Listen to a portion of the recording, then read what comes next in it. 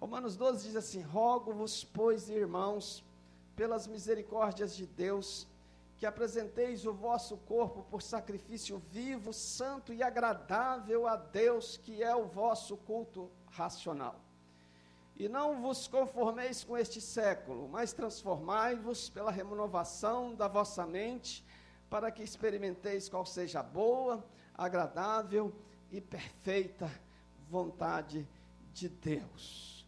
Agora eu quero convidar você, pode voltar à tela. Nós vamos ler lá naquela tela lá, porque ela está na versão NVI. E nossa mensagem nós vamos sustentá-la cada vez, cada vez que mencionarmos o versículo, ela estará sustentada nesta versão NVI. Vamos ler lá? Portanto, irmãos, rogo-lhes pelas misericórdias de Deus, que se ofereçam em sacrifício vivo, santo e agradável a Deus. Esse é o culto racional de vocês. Não se amoldem ao padrão deste mundo, mas transformem-se pela renovação da sua mente, para que sejam capazes de experimentar e comprovar a boa, agradável e perfeita vontade de Deus. Aleluia. Eu quero convidar a Fabíola para vir aqui à frente. E nós vamos orar nesse momento, pedindo a Deus que nos abençoe. Tudo bem? Não? Vai ver como é que ela está bem. Ó Deus, nós te louvamos, te bendizemos, te agradecemos por este momento especial, por este culto ao Senhor. Meu Deus e meu Pai, nós queremos apresentar a Ti agora uma palavra que possa trazer para o nosso coração mudança, transformação, cura, libertação, renovo. Deus, visita-nos agora por amor do Teu nome. Eu me coloco debaixo das Tuas mãos mais uma vez. Eu coloco a Fabíola mais uma vez debaixo das Tuas santas e poderosas mãos. E nós queremos nesta noite, Senhor, não falar de nós mesmos, não aquilo que nós pensamos, mesmo que esteja escrito, Senhor, mas há uma revelação de Deus durante o estudo, há uma revelação que surge durante a mensagem, e nós queremos estar em nome de Jesus absoluta e completamente submissos à Tua santa, boa, perfeita vontade, Pai. Desce sobre este lugar, toma este culto, faz dele, Senhor, o lugar da Tua morada, Pai. Seja esta a Tua casa, escolhe este lugar neste momento, Senhor, para habitar, e para ouvir e para receber este culto que a Ti fazemos. Pai, nós te pedimos em nome de Jesus, que o Senhor envie os Teus anjos, para tomarem conta deste lugar. Se eles já estão aqui, Senhor, muito obrigado, porque eles já estão aqui. Mas se porventura entraram também, Senhor, alguns espíritos contrários ao Espírito do Senhor, nós repreendemos no nome de Jesus, meu Pai. E nós pedimos que o Senhor agora, no poder do nome de Jesus Cristo, nosso Senhor, que o Senhor trabalhe conosco, Senhor Deus. Senhor, não permita, guarde-nos, guarde a mim e ao meu irmão, de nós endurecermos o nosso coração, de nós fecharmos a nossa alma, de nós segurarmos, aprisionarmos o nosso entendimento, para não compreendermos aquilo que o Senhor quer comunicar para mim, para o meu irmão, Senhor, para o visitante, para aquele que é o crente mais novo e mais simples desta igreja, e para aquele que é mais maduro. Senhor, em nome de Jesus, desce dos céus e recebe este culto, para o Teu louvor, em nome de Jesus. Amém e amém. Irmãos queridos, se nós fôssemos parar aqui agora, para nós fazermos um estudo, uma análise, uma avaliação sobre as mais diversas formas, especificamente dentro do Brasil, de cultuar a Deus, nós ficaríamos impressionados com a riqueza de diferenças. Nós podemos chamar essas diferenças, ou os segmentos mais expressivos, de linhas ou até mesmo de escola. Por exemplo, poderíamos começar com a linha ou a escola que geralmente chamamos de tradicional ou conservadora. Nesta escola, o culto deve ser realizado o mais formal possível, com a utilização de hinários para as músicas sacras, com poucos cânticos, em algumas nenhum cântico espiritual, e o foco principal é a proclamação da palavra. Nessa escola ou linha, geralmente não se concebe a ideia de aplaudir a Jesus. Dificilmente alguém interromperia o pregador com glória a Deus ou com aleluias. E quem sabe aquele fala a Deus. Não se espera que isto aconteça neste ambiente. É uma escola de culto e adoração a Deus, irmãos, que nós temos o maior respeito e temos certeza que o Senhor está neste lugar. Uma outra escola tem o maior foco agora na prosperidade. E por causa deste conceito desta escola, ou desta linha de prosperidade, o foco é a oferta. E o negócio é tão bom lá, irmãos, que eu nunca fui, mas dizem que o tema é praticado diversas vezes, faz 3, 4, 5, 6 vezes ofertas dentro do culto. Nessa escola, a quantidade de oferta está diretamente ligada às bênçãos que Deus vai derramar sobre os participantes. Fica aqui também o nosso registro de respeito a esta escola, independente se nós concordamos ou não com ela. Existe ainda a escola cujo foco principal são os milagres. Não há muita preocupação com o louvor, nem mesmo com uma pregação forte e veemente. O momento mais esperado dessa escola, no momento do culto, é o período das orações pelos enfermos e os testemunhos de milagres dados pelos fiéis.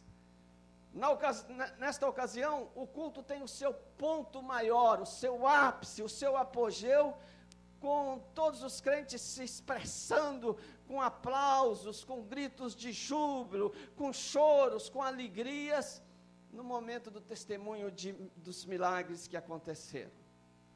É uma escola também muito expressiva, que respeitamos, mas talvez não concordamos muito com todas as coisas que acontecem lá.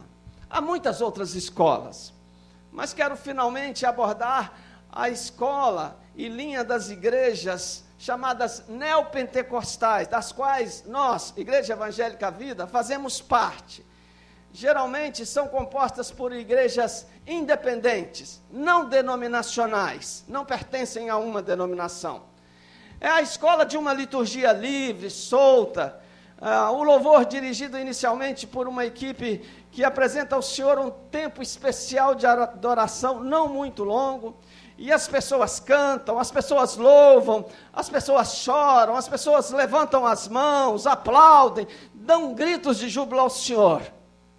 Nesta escola, os santos podem dançar, podem pular, podem ajoelhar, podem experimentar uma visitação, um batismo, um mover do Espírito Santo, sem se preocupar com o que os outros vão pensar. O pregador interage com o público e leva-o a repetir expressões pessoais ou bíblicas, convida o povo a aplaudir o Senhor, ou então aquela expressão bíblica, aquela verdade divina, a glorificar e a reconhecer que Deus é poderoso, que Jesus é maravilhoso e que Ele está no meio de nós, amém? Aí, eu estou fazendo vocês repetirem.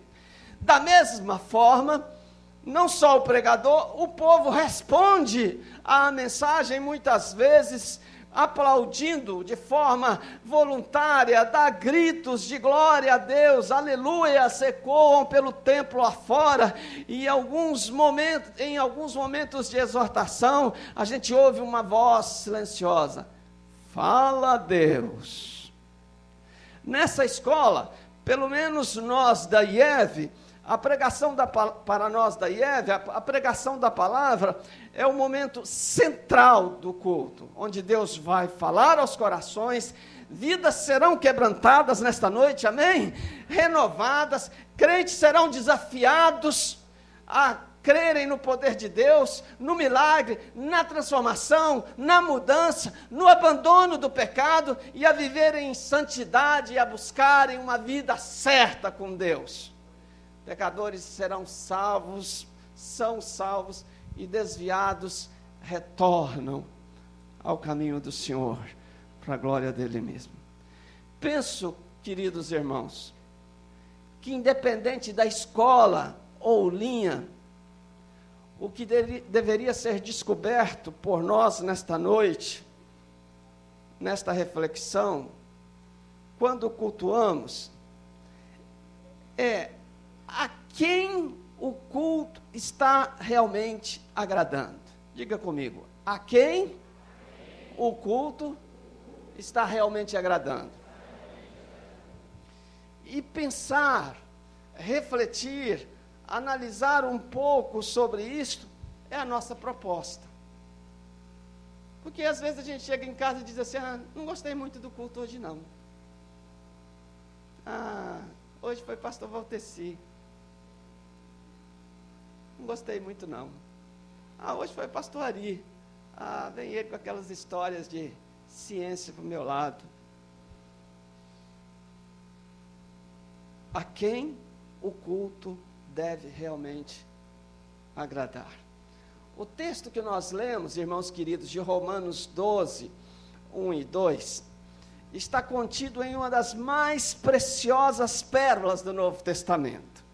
E nos mostra com clareza que Deus se importa sim com o culto que prestamos a Ele. E esta carta, a carta de Romanos, Paulo aos Romanos, é tido por todos os estudiosos como um dos mais importantes livros do Novo Testamento.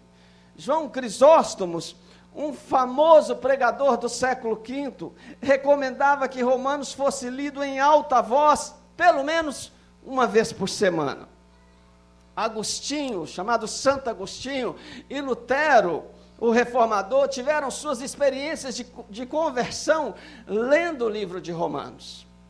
João Wesley, um dos maiores avivalistas do século XVIII, passou pela experiência do avivamento, do mover de Deus, lendo esta carta de Romanos. Este livro foi escrito aos membros da igreja em Roma, que era predominantemente de gentios, irmãos. E quando Paulo escreve esta carta, ele estava provavelmente em Corinto em sua terceira viagem missionária. O apóstolo desejava ardentemente visitar a igreja romana, mas ainda estava impedido, ele não podia ir. E assim, em vez de ir para Roma, ele enviou esta carta preparando os crentes para que quando ele fosse, eles já estivessem inteirados dos ensinos do Senhor. Ele não é o fundador desta igreja. Provavelmente os crentes desta igreja tenham nascido, essa igreja tenha nascido com os crentes que se converteram lá no dia de Pentecoste e foram para Roma e lá formaram uma igreja extraordinária. Nesta carta, Paulo escrevendo, ele pretendia ensinar muitas coisas, mas começa enfatizando o relacionamento entre gentios e judeus dentro do plano global da redenção traçado por Deus.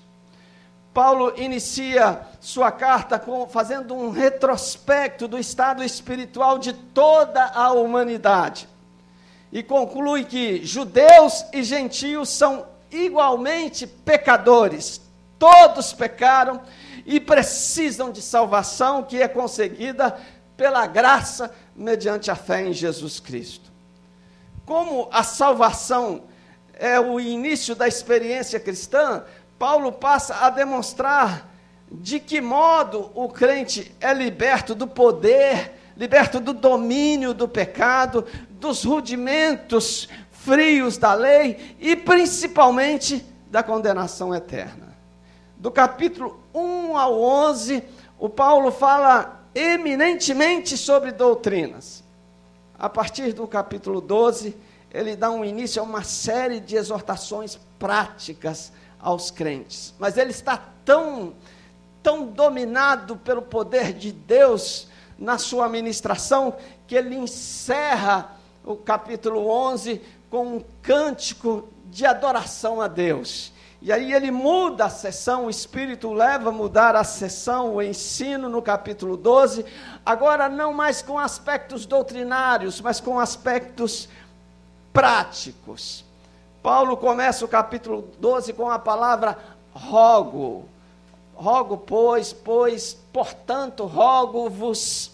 Portanto, pois, são expressões que estão ligando as coisas que ele disse do capítulo 1 ao 11.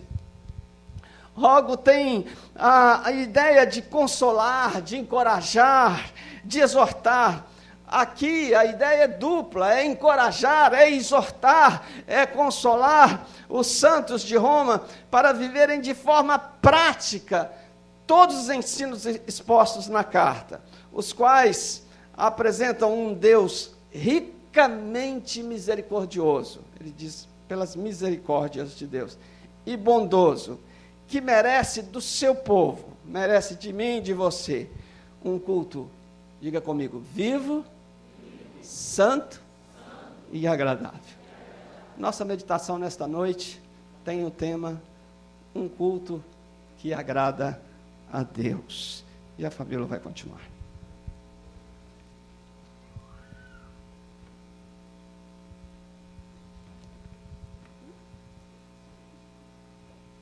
Paz e graça, amém, irmãos? Amém.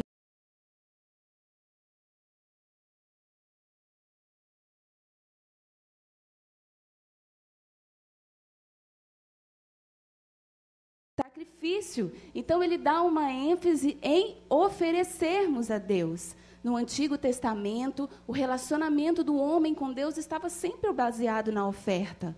O homem não se aproximava de Deus sem que tivesse algo para oferecer. Logo no início do Antigo Testamento, no livro de Gênesis, capítulo 4, Caim e Abel se aproximam de Deus, oferecendo a Ele.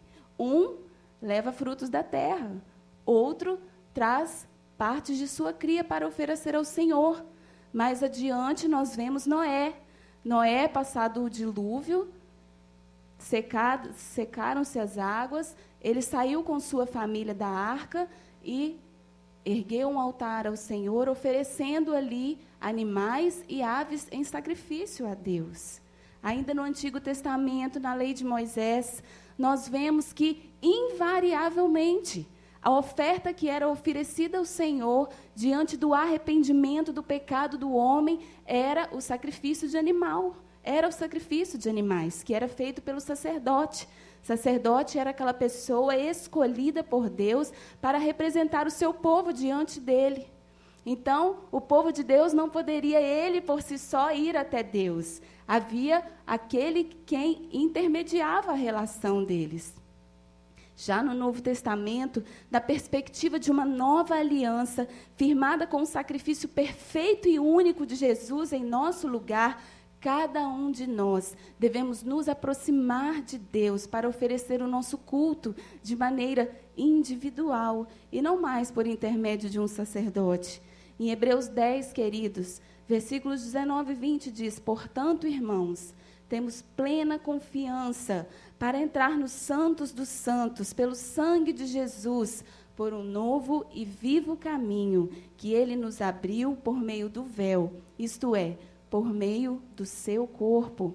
E agora, queridos, neste capítulo 12 de Romanos, falando na perspectiva de uma nova aliança, mais uma vez o apóstolo Paulo vem reforçar a ideia de que não é mais necessária a presença de um sacerdote, e nem tampouco a presença do sacrifício na forma de um animal, ou de um fruto, ou de uma ave. Não, agora ele vem mostrar, nos dar a ideia de que o sacrifício, ele é individual e ele sou eu, ele é você.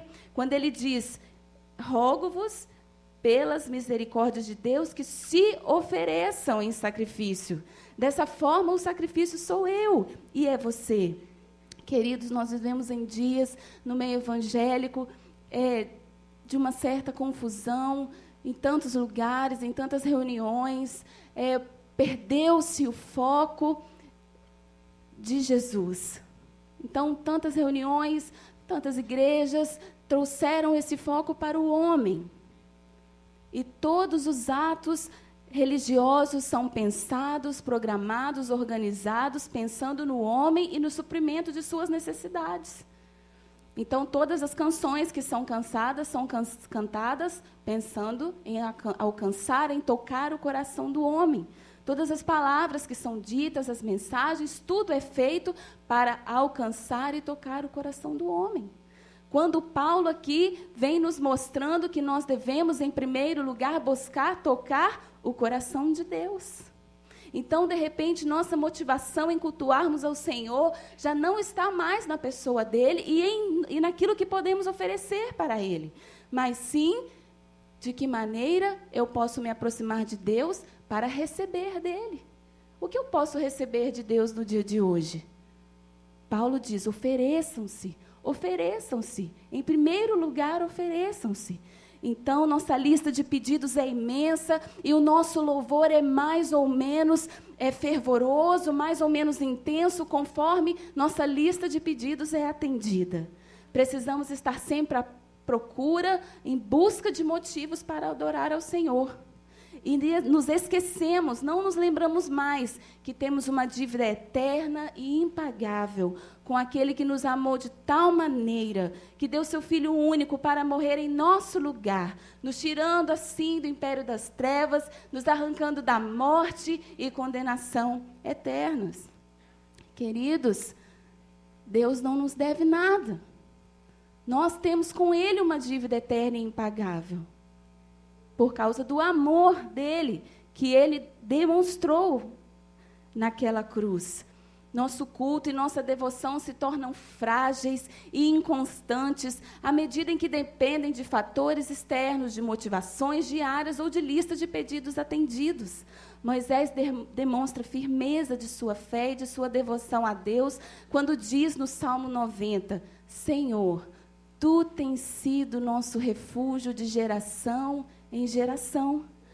Antes de nascerem os montes e de criares a terra e o mundo, de eternidade a eternidade, Tu és Deus.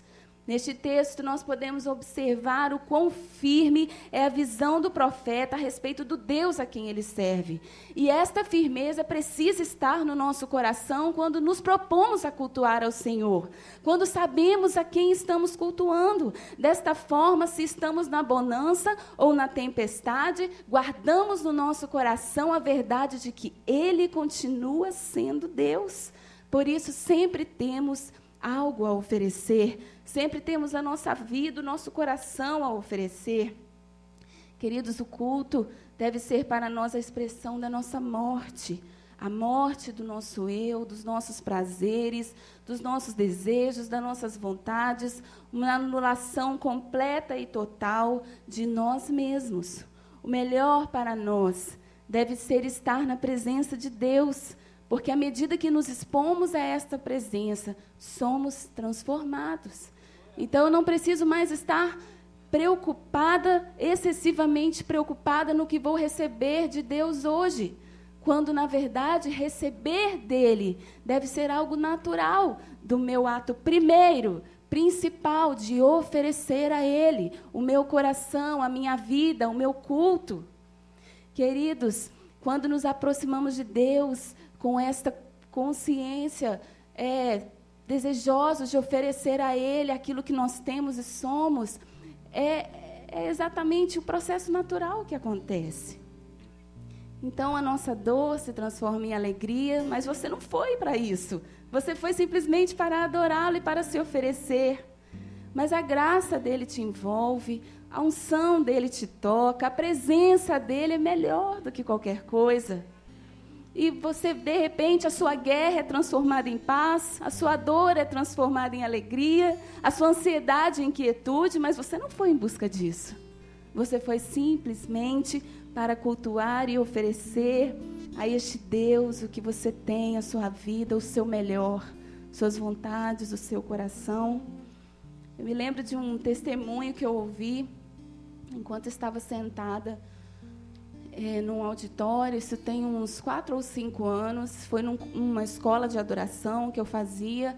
E nós que estávamos presentes nós ouvimos o testemunho de um cantor conhecido, reconhecido nacionalmente, aqui na nossa nação. E ele compartilhou um testemunho que me marcou muito, eu quero compartilhar com vocês.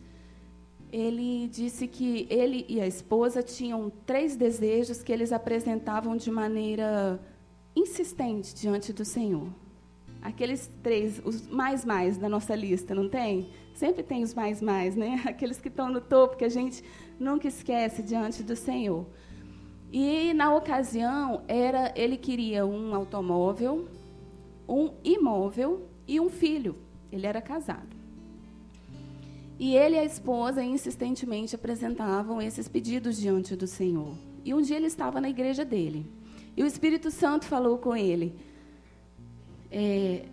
você abriria a mão dos seus desejos por causa de mim? Você abriria a mão disso que você está me pedindo por amor a mim?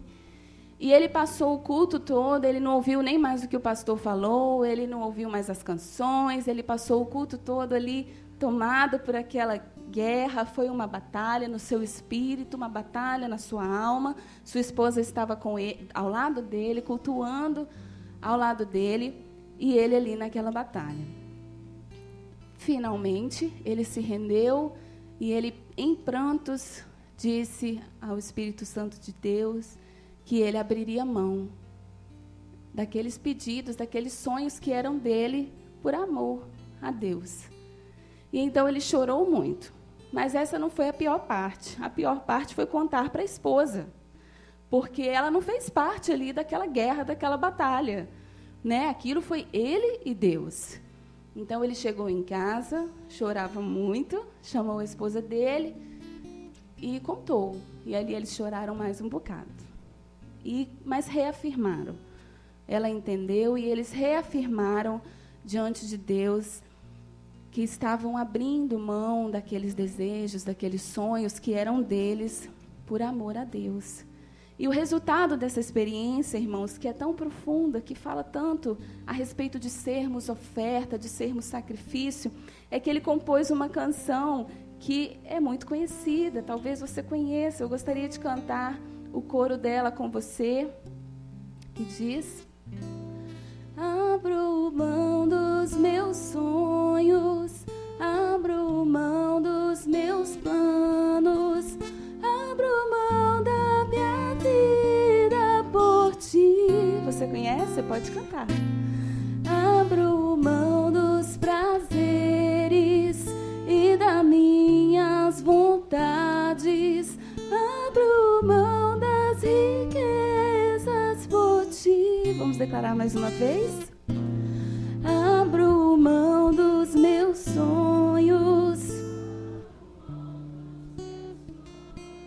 abro mão da minha vida por ti, abro mão dos prazeres e das minhas vontades, abro mão das riquezas por ti. E essa música, irmão, se você não sabia, talvez você não a conhece, não ainda tinha tido a oportunidade de conhecer, de ouvi-la, ela é uma música muito profunda. Exatamente, ela é fruto de uma experiência real. Aquele irmão, ele compôs essa canção dizendo que abria mão dos sonhos e dos planos, porque era exatamente aquilo que o Espírito Santo tinha levado ele a experimentar. Uma experiência profunda de sermos oferta de sacrifício ao Senhor. Meu querido, Deus espera que nos aproximemos dele com o claro intuito de oferecer em primeiro lugar. Sabe, meu querido, não há nada de errado em você procurar o Senhor para receber dele. A Bíblia fala que nós devemos apresentar as nossas petições ao Senhor, que ele deve conhecer os desejos do nosso coração. Conta relatos de histórias como Ana, que foi à casa do Senhor para apresentar a sua dor, a sua petição, o seu desejo. O problema, meus irmãos, é quando nós só procuramos a Deus com esse objetivo. Quando ele se torna o primeiro de nossas vidas, já não sabemos mais oferecer. Nós que somos humanos e carnais, não gostamos disso. né? Quando alguém te procura só para pedir, como é que você reage? Nossa, fulano só me procura para pedir. Só me procura na hora do problema. Fulano só me procura quando está precisando de mim. Em outros momentos, não. Quanto mais com o nosso Deus, que nos amou, que nos conquistou, que nos regenerou, que nos salvou, que nos dá certeza de um futuro. Não devemos procurá-lo só no momento da dor, da petição, mas em primeiro lugar. O meu culto agrada a Deus quando eu o busco com o intuito de oferecer. Deus espera que nos aproximemos dele com esse intuito. Ele deseja que estejamos dispostos a ser um sacrifício todos os dias, seguindo o exemplo que ele mesmo nos deu naquela cruz, sendo um sacrifício vivo. Em segundo lugar, meu irmão, o meu culto agrada a Deus quando eu ofereço um culto com consciência. O texto diz, no finalzinho do texto 1, este é o culto racional de vocês. Queridos, com certa frequência precisamos nos perguntar por que estamos servindo a Deus, por que estamos seguindo a Jesus ou por que estamos indo à sua casa. A tendência é nos acostumarmos com as coisas de Deus e fazermos delas meros rituais, religiosidade. A religiosidade, meus irmãos, ela é irracional, ela é vazia, ela não faz efeito, ela não transforma e ela não gera vida. Quantas coisas fazemos no nosso dia a dia de maneira rotineira, sem termos a menor ideia do porquê fazemos. Isso não acontece só na casa de Deus com as coisas de Deus, não é verdade? Isso acontece muito, principalmente com aquilo que aprendemos que vem dos nossos pais, ou daqueles com quem crescemos, aqueles que nos criam, que são responsáveis por nós, um professor. Tantas vezes, desde pequenininhos ali, vemos alguém fazendo, alguém que é um referencial, um exemplo, e vamos apenas seguindo aqueles passos, sem ao menos perguntarmos o porquê. Na casa de Deus isso também acontece. Muitos daqueles que nascem em lares evangélicos passam por isso, experimentam isso. Vêm desde cedo à casa de Deus com seus pais, veem seus pais ajoelhando, veem seus pais levantando as mãos, veem seus pais entregando dízimo e oferta, veem seus pais jejuando, e eles vão ali aprendendo, fazendo juntos, mas não sabem o porquê enquanto pequenos. Em algum momento é necessário perguntar o porquê. Em algum momento é necessário refletir do porquê e ter certeza, consciência, racionalidade daquilo que se faz. O entendimento traz sentido, o entendimento traz força, o entendimento traz vida. Aquilo que antes era mera religiosidade, aquilo que antes era um simples costume. Eu lembro-me de uma história, é uma história muito simples, mas ela retrata bem essa situação. Conta-se a história de uma matriarca de 4 gerações que tinha uma receita de um peixe assado muito boa. E ela ensinou as suas filhas sobre como fazer esse peixe. E na receita tinha uma recomendação muito importante. Corte a cabeça e o rabo do peixe para assar o peixe. E a receita era sucesso. E assim foi, passando de geração em geração. Lá pela 4ª geração, alguém resolveu perguntar por que tinha que cortar o rabo e a cabeça do peixe. Então, eles chegaram à resposta, eles entenderam, foram buscar respostas e entenderam que lá na 1ª geração, a matriarca morava no interior, na roça, uma pessoa muito simples, sem recursos. Ela cortava a cabeça e o rabo do peixe porque a forma era pequena. Então, irmãos, o entendimento, ele é libertador. Ele traz vida, ele traz sentido. As outras gerações, elas puderam entender isso, que elas poderiam fazer o peixe inteiro numa forma maior. Mas ninguém perguntou o porquê. Queridos, em Hebreus 10, 22, Paulo mais uma vez chama a nossa atenção para nos aproximarmos de Deus com entendimento. Quando ele diz: aproximemo-nos de Deus com um coração sincero e com plena convicção da nossa fé.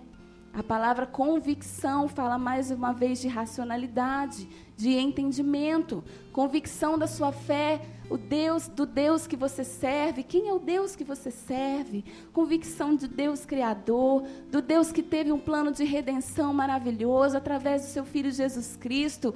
Convicção do que você tem através de Jesus, do que você conquistou através de Jesus naquela cruz. Convicção de hoje você poder ser chamado Filho de Deus. É assim que a palavra nos diz. E convicção do futuro certo que temos através de Jesus. Em João 6, versículos 68 e 69, Pedro demonstra conhecimento, entendimento a respeito da pessoa de Jesus. Jesus estava ali num contexto em que muitos discípulos estavam deixando de segui-lo. E, de repente, ele vira para os 12 que ficaram e pergunta: e vocês? Também não querem ir? Pedro prontamente responde: não, Senhor, para onde iremos? Só tu tens as palavras de vida eterna, e nós bem sabemos que tu és o Santo de Deus, o Filho de Deus. Queridos, Pedro demonstra entendimento sobre a quem ele seguia e servia. E esse entendimento precisa estar em nós, sobre nós, quando nos propomos a cultuar ao Senhor. Isto faz diferença. Este culto que fazemos com o entendimento da pessoa de Deus toca o coração de Deus, porque não o fazemos como mera religiosidade, mas sim com participação do coração, da mente e da vontade. Essa integralidade, essa totalidade do nosso ser no relacionamento com Deus é algo que Jesus falou em Mateus 22, 37. Ele retoma uma palavra que já havia sido dita lá no início, em Deuteronômio, quando ali um fariseu testa Jesus perguntando: Senhor, mestre, qual é o maior dos mandamentos? E Jesus diz: ame o Senhor com todo o seu coração, de toda a sua alma e com todo o seu entendimento. Mais à frente ele ainda acrescenta: e com todas as suas forças.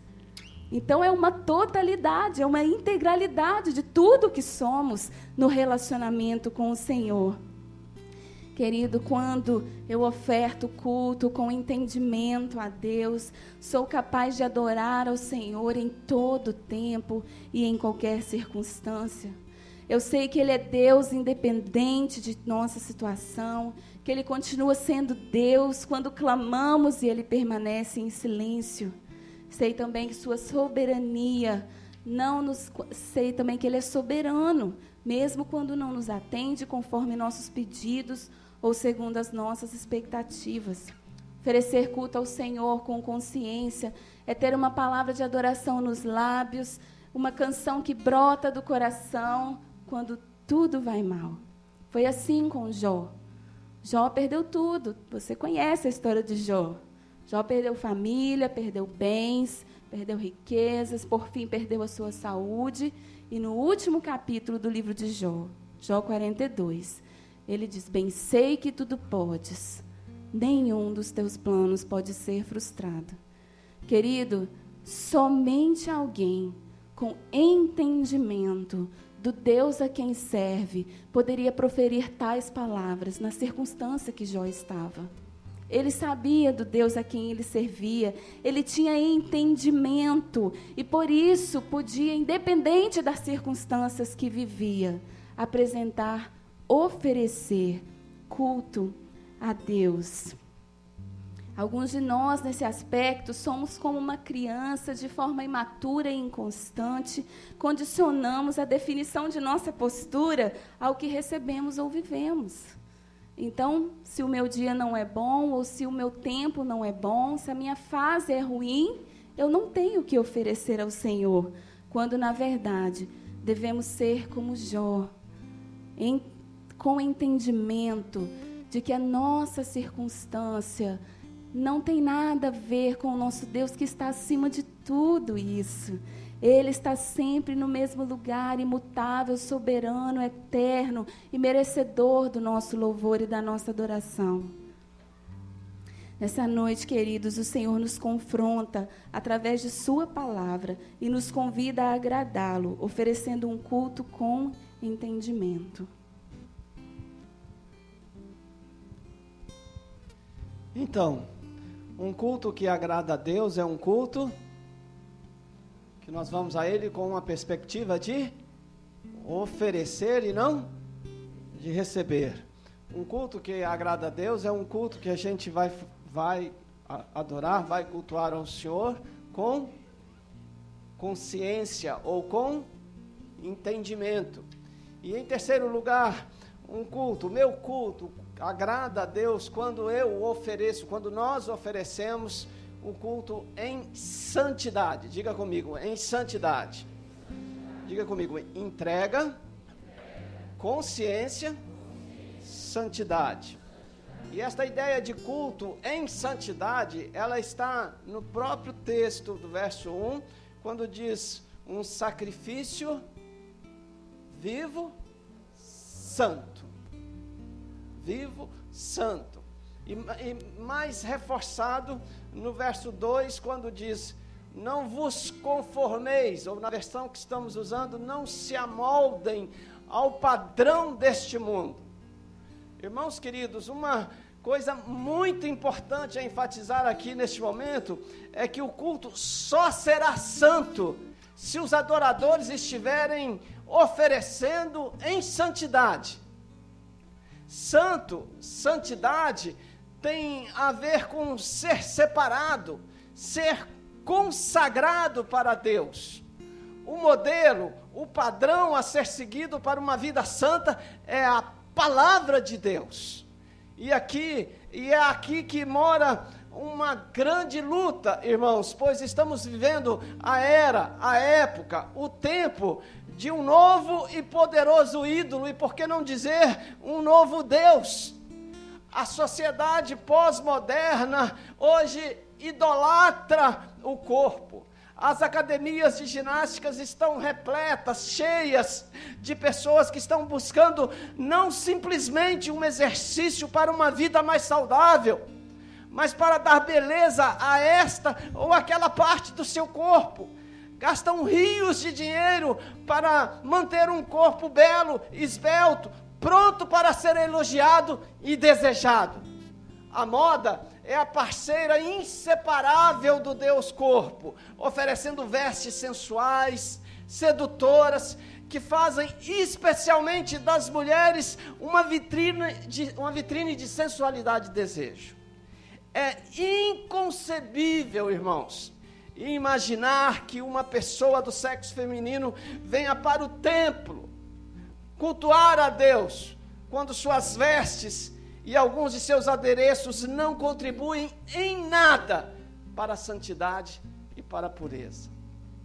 Eu lembro agora de um dia, aqui nesta igreja, tinha uma de nossas irmãs líderes de célula, hoje ela não está conosco, infelizmente, e ela estava sentada mais ou menos na frente, e ela de repente olhou para trás assim, e viu uma irmã séria, santa, serva de Deus, com as pernas cruzadas. E quando ela olhou e viu, ela falou assim, meu Deus do céu, o vestido da irmã fulana rasgou e ela não viu, ela está toda nua, está se mostrando ali. E ela se levantou e foi para dizer à irmã, você está se mostrando toda. E quando ela se levantou, a irmã baixou as pernas e ela viu que o vestido era longo, mas tinha um recorte até aqui em cima. É inconcebível que nós deixemos que a gente utilize os recursos da moda para seduzir e o tragamos para a casa de Deus. Imagine um homem olhando para aquilo, num culto, oferecendo a Deus o seu culto. Imagine um visitante que espera de mim e de você o melhor exemplo e olha para aquilo. Homens encontram nos mais diversos exercícios e até mesmo nas lutas, hoje especialmente no UFC, a sensação do modelo. Muitos jovens, muitos homens encontram nisso um modelo para se tornarem pessoas saradonas, músculos bonitos, corpos esbeltos e atraentes. Mulheres belas, homens sarados, atraentes. Mas para quem? Para o culto de si mesmo ou para cultuar o nosso Deus vivo e verdadeiro? a exortação forte de Paulo é que devemos ser separados para Deus. Não podemos e nem devemos ter a forma, a aparência do mundo. Quando eu e você compramos um sapato, um tênis, uma calça, um vestido, uma saia, uma blusa, uma camisa, será que nós paramos para pensar se aquele objeto comprado vai contribuir para que nós nos pareçamos mais como servo de Deus? Ou nos pareçamos mais com a forma e a forma do presente século? Quando eu coloco, visto aquela roupa, aquele calçado, aquele adereço, ele me torna uma pessoa mais parecida com Jesus ou mais parecida com as coisas do mundo? Hoje, meus irmãos, há uma enxurrada de lama, de sujeira, entrando sorrateiramente pelos lares, alcançando adolescentes, jovens, homens e até mulheres. Há uma desgraça no ar, chamada Deus da sensualidade, chamando a todos para irem para os filmes pornográficos. Homens e mulheres, na calada, no silêncio da noite, vão para a sala, ligam o seu televisor e buscam no seu canal um filme pornográfico na sessão pornô, e enveredam-se por um mundo desgraçado e devastador. E o que é mais triste é que há muita gente da igreja fazendo isso. Me lembro agora com tristeza, já faz anos isso, na época que as locadoras de vídeo faziam diferença, era um negoção. Havia uma igreja, ainda há esta igreja aqui na região da Grande Vitória, uma igreja composta de pessoas de elite, queridos. E o dono da locadora disse para alguém, que acaba falando para alguém, e chegou a mim, que terminava o culto, o filme mais buscado pelos frequentadores daquela igreja eram os filmes pornográficos. Como apresentar um culto a Deus? Como nossa vida pode ser oferecida a Deus? Como nós conseguiremos compreender ou ter entendimento do culto que estamos oferecendo quando nós estamos tomados por sujeiras, por lamas? Alguns outros já não estão satisfeitos com esta lama da TV, então eles vão para o site, e lá no computador eles entram nos sites de pornografia, entram nas salas virtuais, e a impureza, a imoralidade, a prostituição, a infidelidade, o adultério, a fornicação virtual entram em ação. E agora, queridos irmãos, já não é mais o corpo que não é santo. Agora a mente, o coração, o espírito, o subconsciente, o inconsciente estão dominados por uma poderosa fortaleza chamada pornografia virtual, que grita insistentemente: vem me ver, vem me ver, vem me ver, vem me ver, vem me ver, vem me ver, vem me ver. E traz tanta desgraça, traz tanta ruína para a mente, para o cérebro, para os desejos, quanto o crack, a cocaína e todo tipo de vício. Como prestar um culto a Deus com tantos deuses em nossa vida? Como oferecer a Deus um sacrifício santo, se há em nós há deuses? O clamor de Paulo nesta noite é: rogo-vos, irmãos, exorto a vocês, encorajo vocês, irmãos, para vocês oferecerem o seu corpo, a sua vida, todo o seu ser, em um sacrifício santo, que vai alegrar e vai agradar o coração de Deus.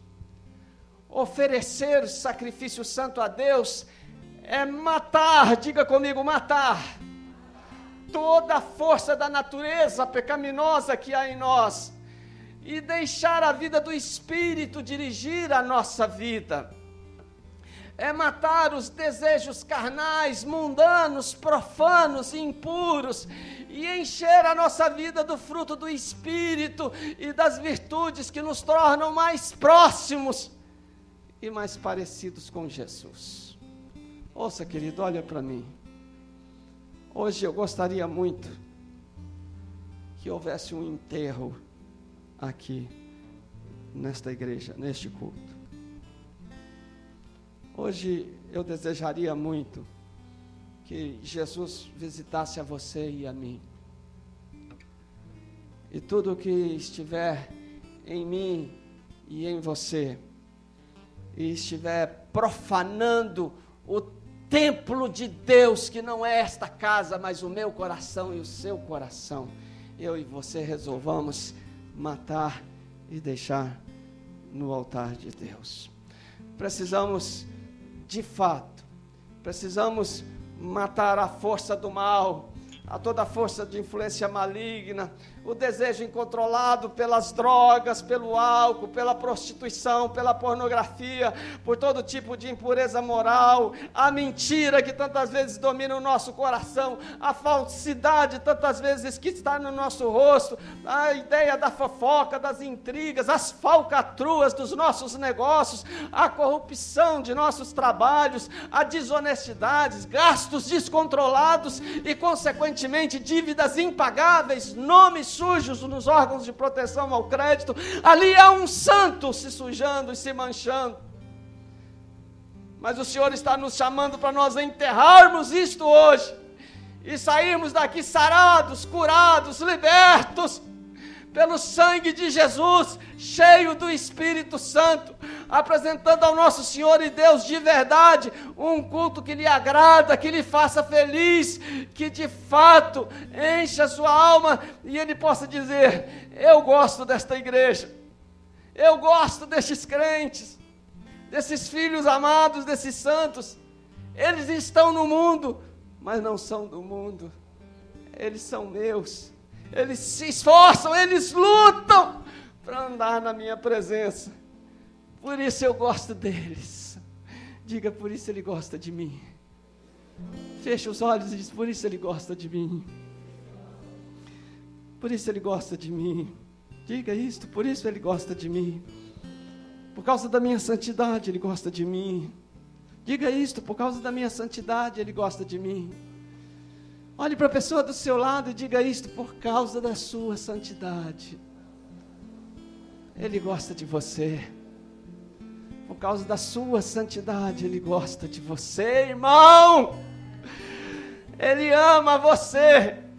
E se hoje você tem alguma lama, seus pés estão sujos, ele chegou aqui para lavar os seus pés. Ele chegou aqui para limpar você. Ele não está aqui para te condenar, te acusar, te ofender, te humilhar, mas para te limpar, para fazer você sair daqui transformado pelo poderoso nome de Jeová Rafá, o Deus que cura, o Deus que sara, o Deus que liberta, o Deus que livra, o meu Deus, o seu Deus, o nosso Deus. Hoje somos chamados, eu e você, nós somos chamados para não ter a forma nem a forma do mundo. Devemos ter a forma e a forma da palavra de Deus. Ela sim deve ser um espelho diário para mim e para você. Querido irmão, o mundo quer dominar a nossa mente, as nossas emoções, o nosso espírito, e nos fazer viver em conformidade com os seus valores. O presente século quer conformar o nosso coração com o seu padrão, mas Deus quer nos transformar através do seu Santo Espírito e através da sua santa palavra. Deus transforma a nossa vida e focaliza as coisas espirituais em nosso coração. A santidade é conquistada, querido irmão, com esforço. O reino de Deus, querido irmão, é conquistado com esforço. Você vai ler no boletim, daqui a pouco nós vamos falar. Nós estamos lançando a campanha do amigo e nos preparando para esta campanha do amigo. Nós estamos fazendo uma campanha de 50 dias de oração e de jejum e de votos. Você fará em 50 dias, nós faremos juntos em 50 dias, ou jejuns, ou votos. Isso é um desafio para nós alcançarmos os nossos amigos, mas isso pode ser um desafio para nós mudarmos a nossa vida. Isso pode ser um desafio para nós mudarmos a nossa história. Irmãos, eu quero encerrar. Nós, nesta noite, falamos de um culto que agrada a Deus.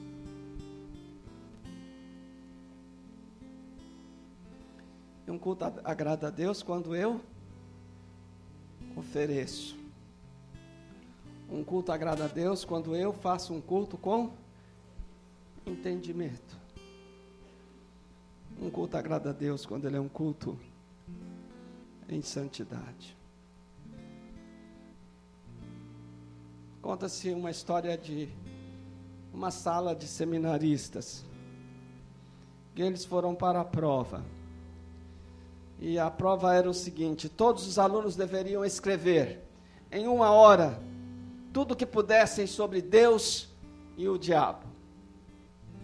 Então, um dos alunos começou a escrever sobre Deus e sobre suas maravilhas, e a sua obra, e seu filho, e sobre a salvação, e o fez de maneira tão intensa, tão apaixonada, que se esqueceu até do relógio. De repente, o professor levanta e diz: você tem 1 minuto para encerrar a sua redação. O aluno escreveu no final: fiquei tão envolvido com Deus, que não tive tempo para Satanás. É isso, querido. É isso que Deus espera de mim e de você nesta noite.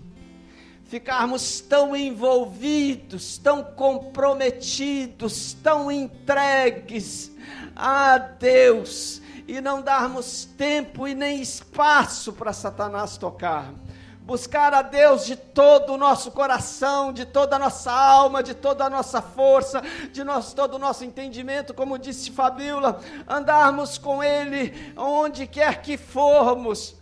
Assim a nossa vida será santa e ofereceremos a Deus um culto santo e verdadeiro, não só no templo, mas também na célula, na reunião do ministério, na minha devocional e também lá na rua onde eu estiver. A minha relação é tão grande com Ele que eu posso levantar as minhas mãos, adorá-lo e cultuá-lo, e Ele diz: eu gosto de você, eu quero você assim.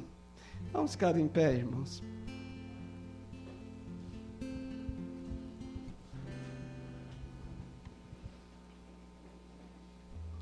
Um culto que agrada a Deus.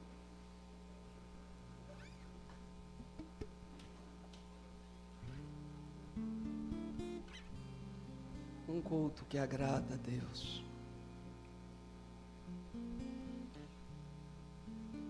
Primeiro, oferecer, entregar. Vir ao culto para oferecer a Deus.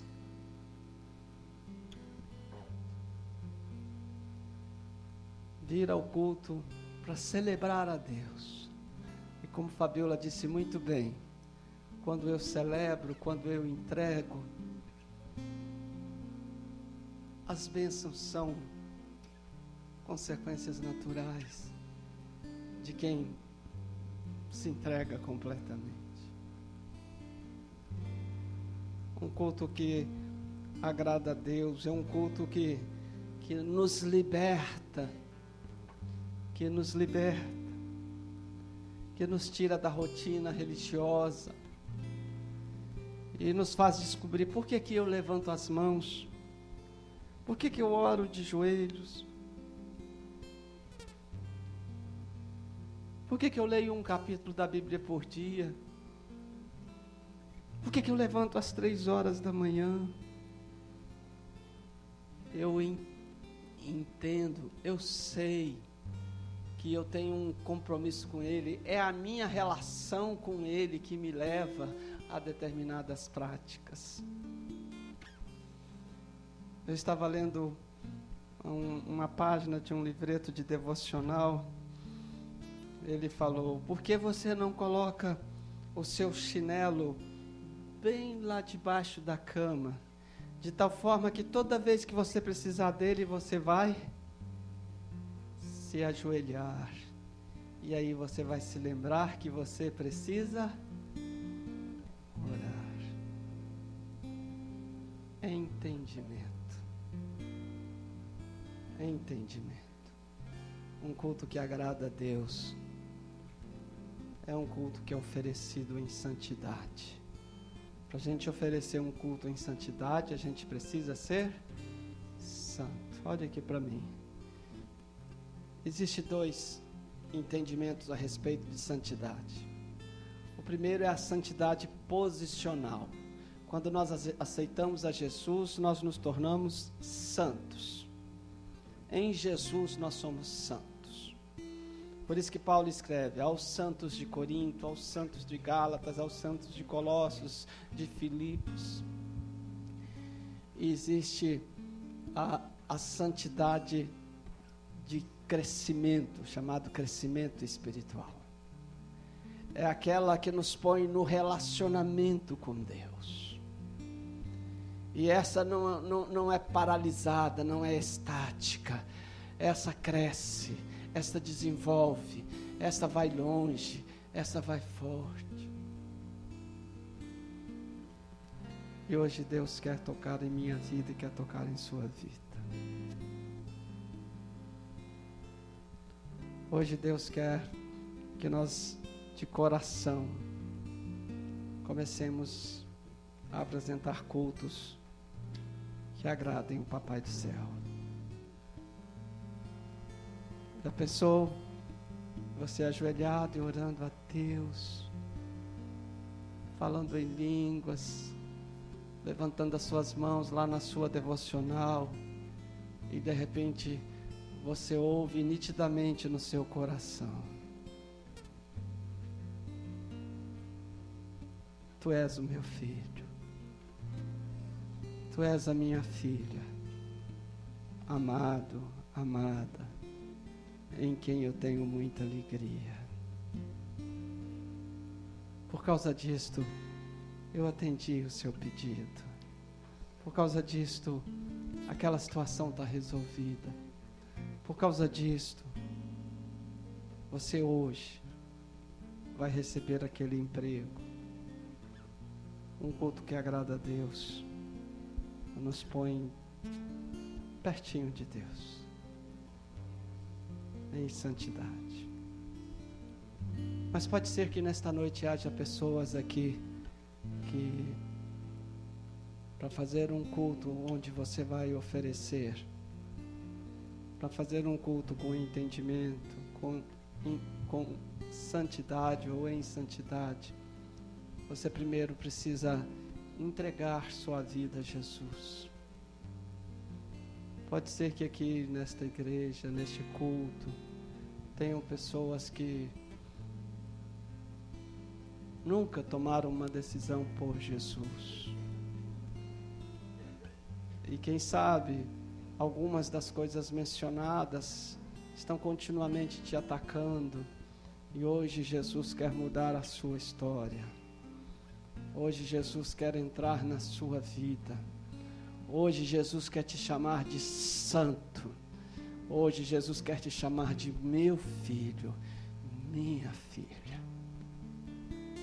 Será que nesta noite tem alguém aqui? Tem alguém aqui que gostaria de entregar a sua vida a Jesus? Será que tem um adolescente aqui, um jovem, uma senhora, um senhor que precisa entregar sua vida a Jesus? Se houver, levante uma de suas mãos aonde você está. E eu quero cumprimentar você. Eu quero abraçar você. Eu quero orar com você. Há alguém que gostaria nesta noite de dizer: sim, Senhor, eu preciso de Ti. Sim, Senhor, esta palavra foi para mim. Parece que o Senhor conhece a minha história. Parece que o Senhor e a sua filha estiveram conversando com alguém sobre a minha vida. Tem alguém? Levante uma de suas mãos. Levante uma de suas mãos e diga: sim, eu quero Jesus. Sim, eu quero, eu preciso de Jesus. Será que tem alguém aqui desviado, separado, esquecido, quebrou a aliança com o Senhor? Mas nesta noite, o culto que agrada a Deus chamou você. Tem alguém? Tem alguém? Há alguém neste lugar, alguém que deseja desesperadamente de um toque divino. Hoje é o seu dia. Hoje é o dia de Jesus na sua vida. Hoje é o dia de você tocar. Às vezes a gente prega estas mensagens e toca de forma clara em alguns contextos de estado espiritual, e a pessoa fala assim: eu não posso nem levantar a mão, porque senão eles vão pensar que eu sou isto ou é aquilo. Ninguém está pensando nada, Jesus está pensando, só Jesus. Só Jesus. Só Jesus. Só Jesus. Mas eu vou encerrar. E eu vou encerrar, mas eu gostaria de saber se há algum irmão, alguma irmã, algum jovem, algum adolescente, algum senhor, alguém que nesta noite precisa fazer morrer alguma coisa aqui no altar. Alguma coisa que te prende, alguma coisa que te enfraquece, alguma coisa que te rouba, alguma coisa que é recorrente na sua vida. E você precisa hoje dizer: Jesus, é a última vez que eu vou no altar por causa disso. Isso tem me impedido, tem me atrapalhado de te dar um culto, de fazer um culto ao Senhor. Se alguém pode sair do seu lugar, não fica esperando alguém vir para você vir. Venha rapidinho, venha colocar sua vida, venha consagrar seu coração. Vem falar: Jesus, eu preciso de Ti. Jesus, eu preciso de santidade. Jesus, eu preciso de pureza. Eu preciso de uma alma limpa. Eu preciso de um coração tratado. Eu preciso. Jesus, eu preciso ser liberto daquela mentira. Eu preciso ser liberto daquele problema. Eu preciso ser liberto, Senhor,